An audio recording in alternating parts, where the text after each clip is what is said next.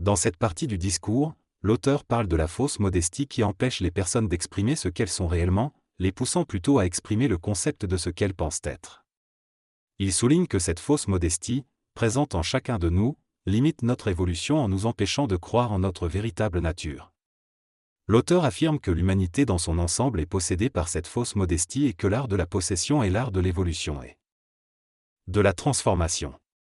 Il invite les auditeurs à avoir l'esprit ouvert et à être prêts à abandonner leur identité pour laisser place à une énergie supérieure. Cependant, il constate que personne n'est prêt à le faire, ce qui handicape l'évolution de l'être humain.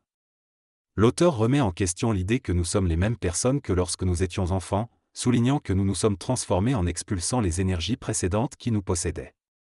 Il conclut en expliquant que l'évolution est un processus de possession, consistant à remplacer les énergies inférieures par des énergies plus élevées.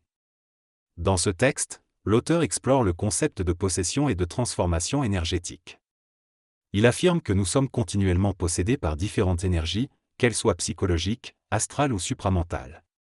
Selon lui, il n'y a pas d'évolution réelle, mais plutôt un processus où une énergie est expulsée pour laisser place à une autre. L'ego psychologique doit être détruit pour permettre l'arrivée d'une énergie supérieure.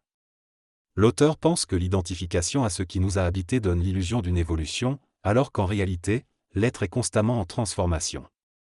Il soutient que pour qu'un être évolué naisse, un autre doit mourir. L'auteur conclut en affirmant que nous sommes possédés par des entités supérieures ou inférieures à notre insu et que cette possession est souvent confondue avec l'évolution ou l'involution. L'homme cherche à exprimer l'illusion de ce qu'il doit atteindre et essaie d'envisager un chemin d'évolution, ce qui lui cause de la souffrance. Cependant, le temps psychologique est une illusion et l'homme devrait comprendre qu'il n'y a que le présent. Lorsqu'il réalisera cela, il pourra observer la désintégration de son propre concept et être libéré des connotations de fierté et de frustration de l'ego.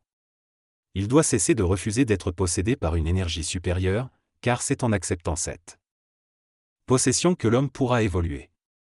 Cependant, il ne doit pas chercher à être accompli ou à observer son évolution, mais plutôt se laisser posséder par l'énergie et se transformer en fonction de cette possession. Seul alors il pourra véritablement être ce qu'il est. Ce texte aborde différents concepts liés à l'ego et à l'identité.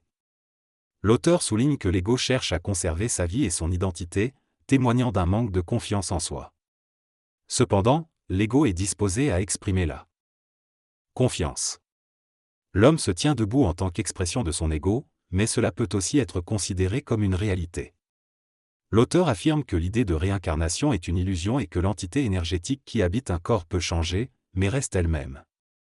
L'humanité est décrite comme étant en train de mourir pour laisser place à un stade évolutif supérieur. Cependant, pour accéder à cette évolution, il est nécessaire d'être prêt à mourir psychologiquement, sans toutefois perdre son individualité spirituelle. L'auteur souligne que l'ego ne peut pas devenir ce qu'il pense être, mais peut s'exprimer en fonction de ses croyances. Enfin, il affirme que le chemin de l'évolution spirituelle est long et douloureux tant que l'homme s'attache au concept et à l'expression de l'ego. Il encourage les lecteurs à être prêts à mourir psychologiquement pour devenir des êtres supérieurs. L'auteur soulève la question de la peur de la mort chez les êtres humains. Il affirme que l'homme ne connaît pas la mort physique car il n'a pas expérimenté la mort et ne se réincarne pas comme nous le concevons. L'homme ne sait pas si sa psychologie, sa perception de lui-même, continuera après la disparition de son corps. La mort, selon l'auteur, n'existe que dans la perte de la perception de la vie et de l'identification. Il affirme également que la matière physique sans une énergie vitale évoluée ne vit pas, car elle ne possède pas d'identification et d'existence consciente. L'auteur soutient que la perception de la solidité matérielle de la matière n'est qu'une conception humaine basée sur l'identification des forces astrales. Il affirme que le corps physique est en constante transformation et que lorsque la corporalité disparaît, elle ne meurt pas mais change de forme. La mort, selon lui, n'est donc qu'une perte de la perception du processus psychologique de la vie. L'homme perçoit le processus dans sa mémoire et imagine une continuité temporelle de l'évolution. Cependant, R affirme que tant que l'ego essaiera de se libérer de lui-même, l'homme ne pourra pas évoluer.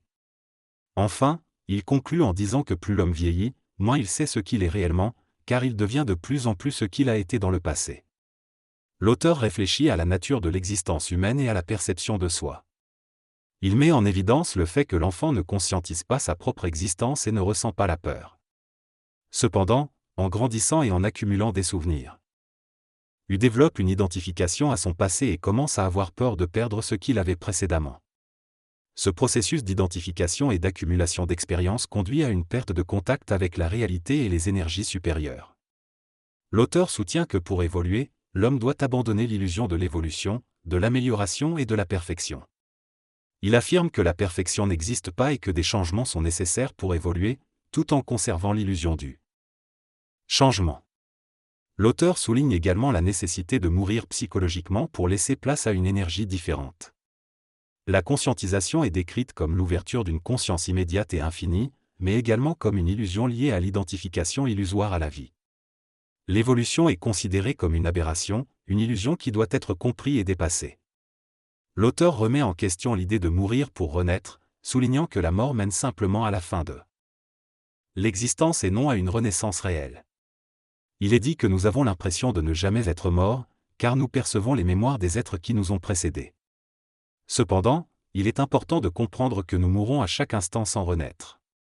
Le concept de possession est évoqué, soulignant que nous sommes possédés depuis que nous avons un corps physique.